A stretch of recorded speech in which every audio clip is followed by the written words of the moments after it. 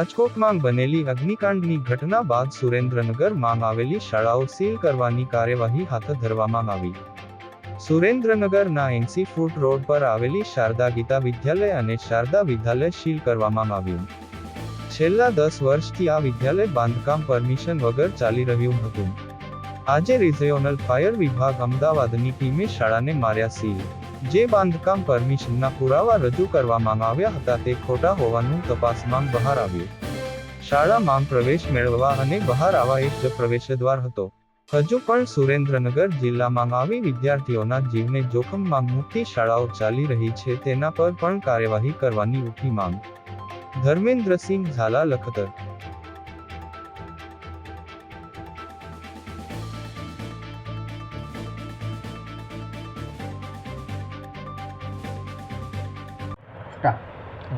મારું નામ પટેલ નરેન્દ્ર કુમાર પ્રાગજીભાઈ, વઢવાણ, ભક્તિનગર સોસાયટી રહેવાનું।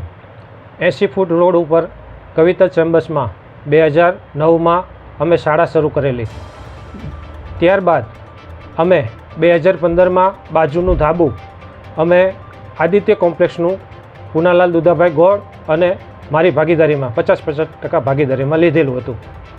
ત્યારબાદ મારા ભાગીદારે ગેરકાયદેસર બાંધકામ કરી અને ઉપર 2 માળનું ગેરકાયદેસર શાળાનું બિલ્ડિંગ બાંધેલ છે।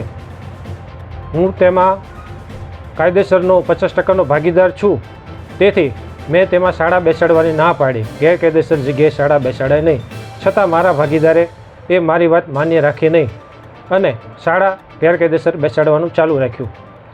ત્યારબાદ આ સુરતની જે ઘટના બની 2019માં, તો મેં મુખ્યમંત્રી સાહેબને, કલેક્ટર સાહેબને, સુરેન્દ્રનગર શિક્ષણ વિભાગને દરેક જગ્યાએ અરજી કરી, જેના અનુસંધાને કલેક્ટર સાહેબે તપાસ કરાવરાવી તો એ બિલ્ડિંગ જે મંજૂરીથી વિપરીત હતું, તેથી તેમને પાડવાનો હુકમ આપેલ છે। ત્યારબાદ મેજિસ્ટ્રેટ સાહેબ વઢવાણે 7 દિવસમાં એ બિલ્ડિંગને સીલ મારવાનો હુકમ કરેલ હતો। ચીફ ઓફિસર સાહેબે 7 દિવસમાં તમામ બાંધકામ દૂર કરવા નોટિસ પાઠવેલી હતી, તેમ છતાં એ કંઈ કાર્યવાહી થઈ નહીં। ત્યારબાદ અત્યારે રાજકોટની તાજેતરની અગ્નિકાંડની ઘટના અનુસંધાને મેં ફરીવાર મારું હૃદય દ્રવી ઉઠતા અરજી કરી મુખ્યમંત્રીશ્રીને, કલેક્ટર સાહેબને અને તમામ સરકારી ઓફિસમાં। તેથી આજે આ શ્રી શારદા ગીતા વિદ્યાલય જે શાળા છે તે ગેરકાયદેસર મકાનમાં ચાલે છે, કોઈ સરકારી મંજૂરી લીધેલી નથી, અનઅધિકૃત બાંધકામ છે।